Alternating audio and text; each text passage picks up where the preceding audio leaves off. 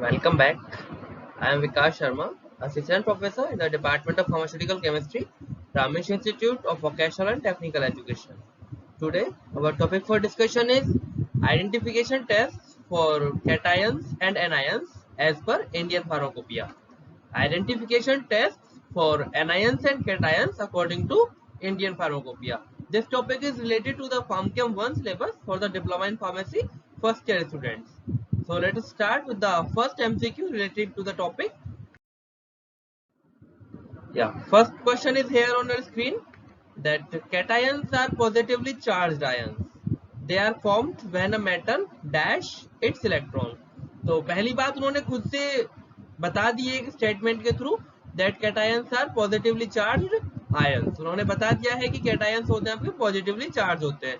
दूसरा पॉइंट आपसे पूछा गया है they are formed when a metal, यहाँ पर एक फिल इन द ब्लैंक्स आपको देखा, आपको बताना है कि मेटल से इलेक्ट्रॉन लूज होगा या फिर मेटल एक्सेप्ट करेगा, डोनेट करेगा इलेक्ट्रॉन्स को, क्या होगा जब कैटायंस फॉर्म होते हैं. तो क्या होता है जब कैटायंस फॉर्म होते हैं?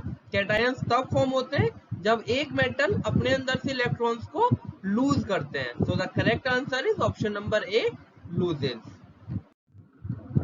I have moved to the second question that ions which are negatively charged known as.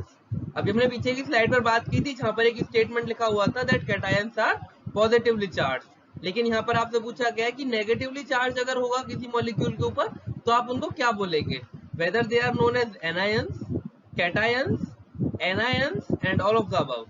तो आपने थ्योरी की क्लासेस में बहुत अच्छे से देखा होगा that the species bearing negative charge are known as anions. So the correct option is anions.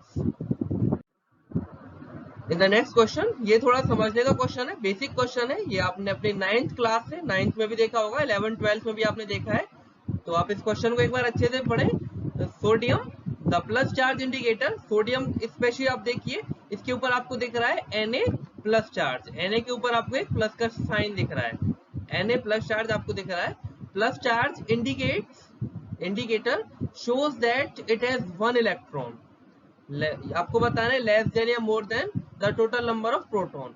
आपको बताना है जो Na की स्पीशीज है, जो आपको Na का साइन दिख रहा है, एक Na के ऊपर आपको एक पॉजिटिव चार्ज दिख रहा है, आपको बताना है इसके अंदर इलेक्ट्रॉन प्रोटॉन का नंबर क्या होगा. और आपसे पूछा गया है कि इलेक्ट्रॉन कम होंगे या ज्यादा होंगे विद कंपेयर टू प्रोटॉन. तो आप ये कैसे कैलकुलेट करेंगे? आपको ए वाला साइन दिख रहा है अपने सोडियम के ऊपर, दैट सोडियम के ऊपर आपको प्लस चार्ज दिख रहा है. क्वेश्चन के अंदर आप देखें. अब आप बताइए सोडियम का एटॉमिक नंबर क्या होता है? सोडियम का एटॉमिक नंबर होता है 11. And what is the atomic weight? परमाणु भार क्या होता है सोडियम का? सोडियम का परमाणु भार होगा 23. तो आपके सामने भी कुछ चीजें क्लियर हुई हैं that the atomic number of sodium is 11 and the atomic weight of the sodium is 23. लेकिन ये चीजें आपसे पूछी नहीं गई हैं. आपसे क्या पूछा गया है यहाँ पर? आपको बताना है what is the number of electron and proton, कम है या ज्यादा है, आपसे ये पूछा गया है. सो 11 आपको दिख रहा है atomic number, it means the number of proton in the sodium is, number of proton क्या होगा? Number of proton is equals to the number of atomic number जो होगा वही इसका नंबर ऑफ प्रोटॉन्स होंगे. तो number of protons is 11 and number of neutron, अगर मैं यहाँ पर बात करूं नंबर ऑफ न्यूट्रॉन आप कैसे कैलकुलेट करेंगे? For the calculating number of neutron आप क्या करेंगे? आप एटॉमिक वेट में से एटॉमिक नंबर को सब्सट्रैक्ट कर दीजिए, माइनस कर दीजिए, आपका नंबर ऑफ न्यूट्रॉन्स आ जाता है. तो मैं 23 में से 11 को माइनस करूंगा for getting the number of neutrons. तो यहाँ पर नंबर ऑफ न्यूट्रॉन्स कितने आएंगे? Number of neutrons will be 12. Number of neutrons will be 12. अब आपके सामने मेन क्वेश्चन आता है जो आपके से क्वेश्चन में पूछा गया है, नंबर ऑफ इलेक्ट्रॉन. आप नंबर ऑफ इलेक्ट्रॉन्स कैसे कैलकुलेट करते हैं? नंबर ऑफ इलेक्ट्रॉन्स कैलकुलेट करने के लिए बहुत सिंपल सा फंडा होता है कि आपको एटॉमिक नंबर जो है, एटॉमिक नंबर को अभी हमने ऊपर बात की थी, atomic number is also known as number of protons. तो नंबर ऑफ प्रोटॉन्स में से, नंबर ऑफ प्रोटॉन है हमारा 11, तो नंबर ऑफ 11 में से हम माइनस करेंगे चार्ज कितना है इसके ऊपर. सोडियम के ऊपर कितना चार्ज आपको दिख रहा है? एक है कि दो है? सोडियम के ऊपर एक चार्ज है. सो आई विल सब्ट्रैक्ट 1 फ्रॉम 11. अब मैं 11 में से एक घटाऊंगा, इट मींस कितना होगा? Number will be 10. So sodium Na plus के अंदर आपके इलेक्ट्रॉन्स हो जाएंगे 10. अब आप वापस से क्वेश्चन की तरफ चलिए एक बार. What is asked in the question? that Na plus charge indicator shows that it has one electron less या more than total number of proton. क्या होगा? अब आप number of proton देखें 11 है, number of electron देखें 10 है, तो आपको correct answer I hope मिल गया होगा that number of electrons is less than total number of proton. So correct answer here is option number B, less than total number of protons. So move to the next question. Phosphate ion is categorized as.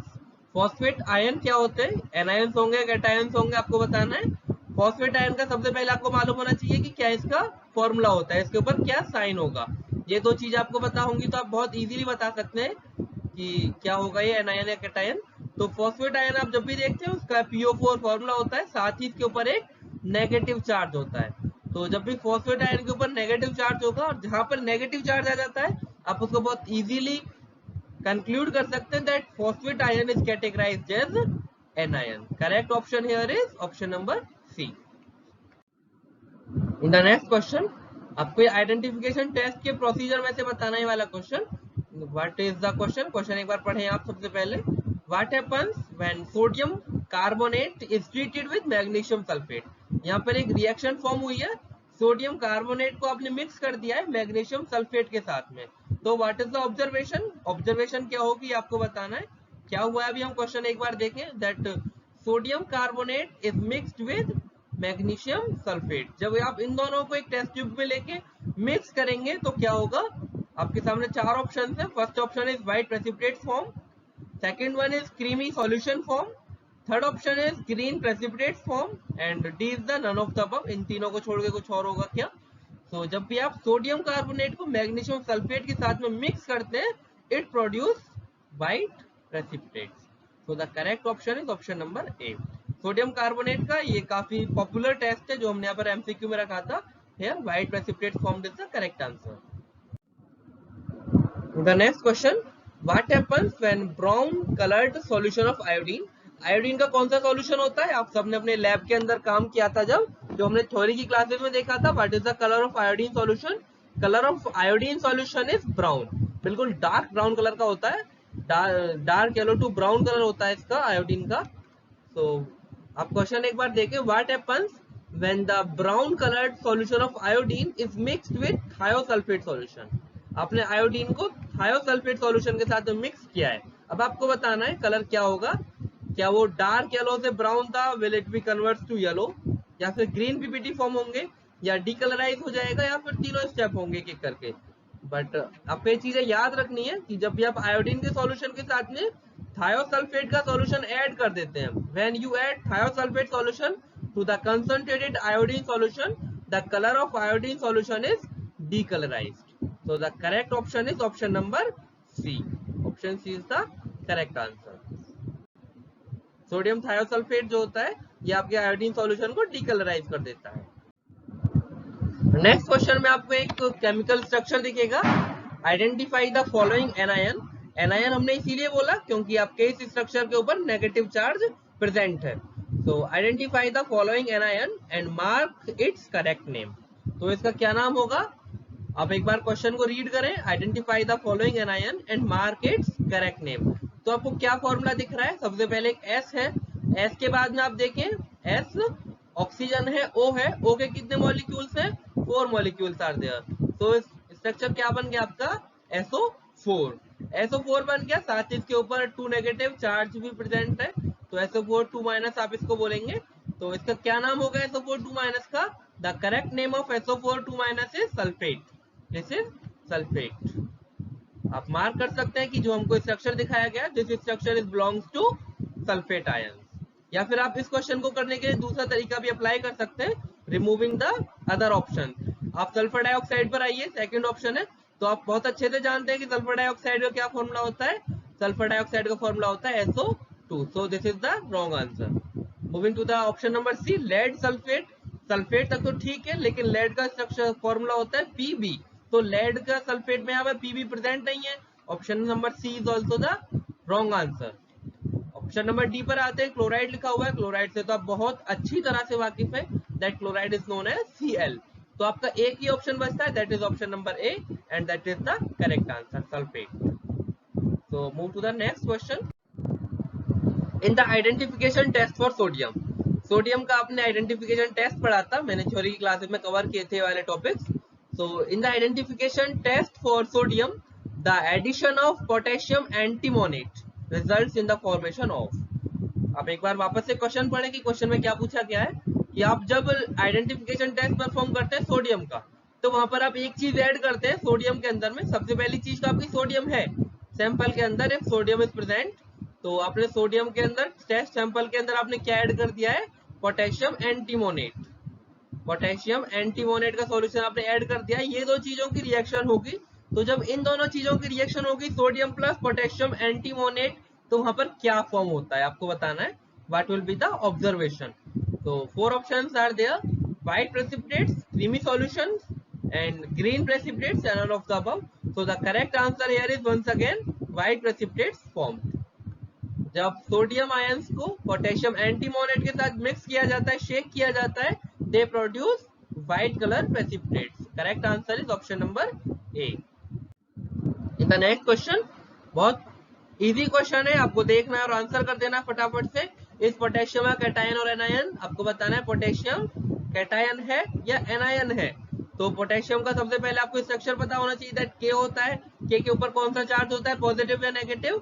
यहाँ पर charge होता है आपका potassium के ऊपर positive charge. तो जिन species के ऊपर पॉजिटिव चार्ज होगा आप उनको क्या बोलेंगे, एनायंस या cations, they are known as cations. Correct answer is option number B, cation. In the next question, थोड़ा सा सोचने का क्वेश्चन है, थोड़ा सा ट्रिकी है बस। What is the charge of iron, iron 3 यहाँ पर लिखा हुआ है, आयरन 3 का क्या चार्ज होता है आपको बताना है। तो सबसे पहले आप देखें आयरन 3 क्या होता है, what is the meaning of iron 3। तो आयरन की आपने दो फॉर्म पढ़ी है, फेरिक और फेरस, दो फॉर्म पढ़ी है आपने आयरन की, ये हमने काफी बार डिस्कस किया था। The chemical symbol of iron is Fe।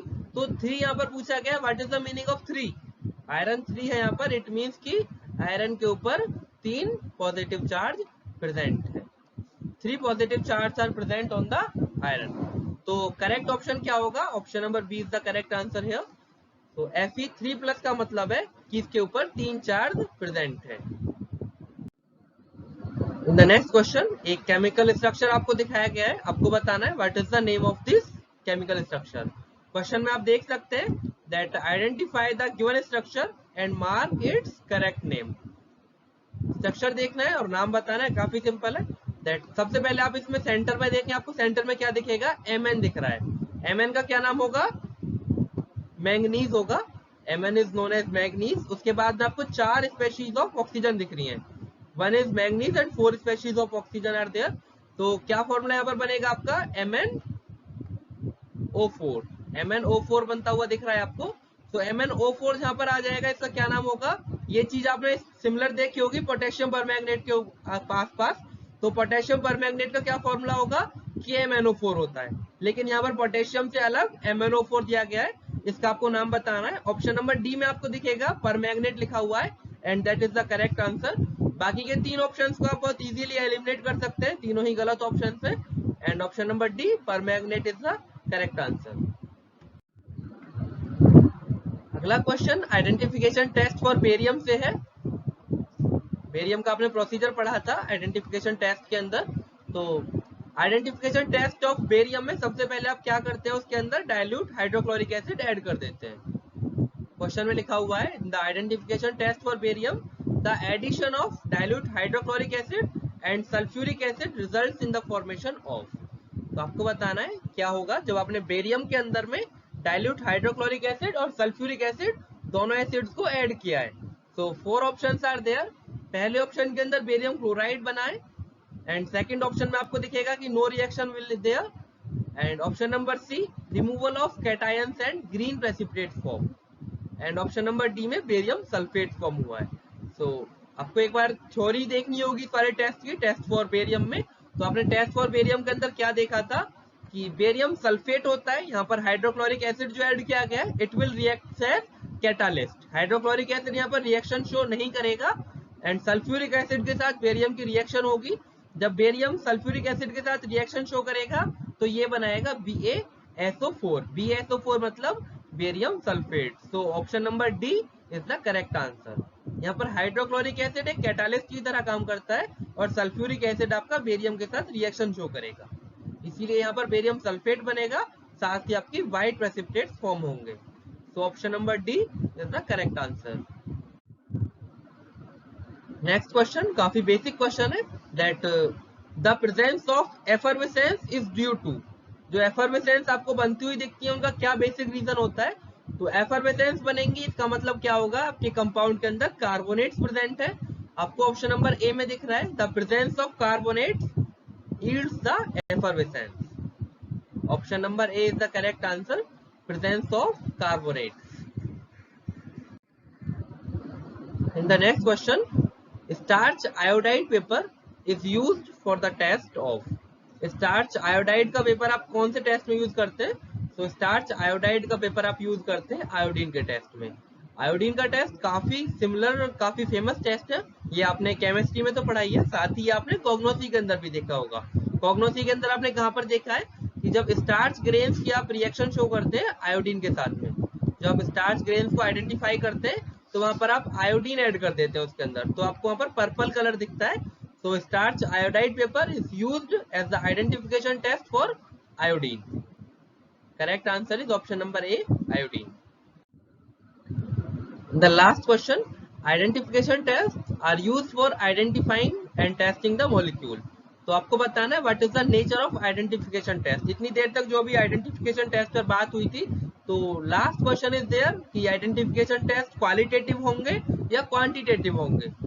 4 options are there, first one is qualitative, second one is quantitative, या फिर both A and B, and last option is not justified, just for pass या fail. तो पास या fail के लिए नहीं होते identification test. Identification test are used as qualitative test. आप उसमें देखते हैं quality of the test sample, कि आपके टेस्ट सैंपल के अंदर टेस्टिंग सब्सटेंस प्रेजेंट है या नहीं। So the nature of identification test is qualitative in nature. So I am concluding this video here. Thank you.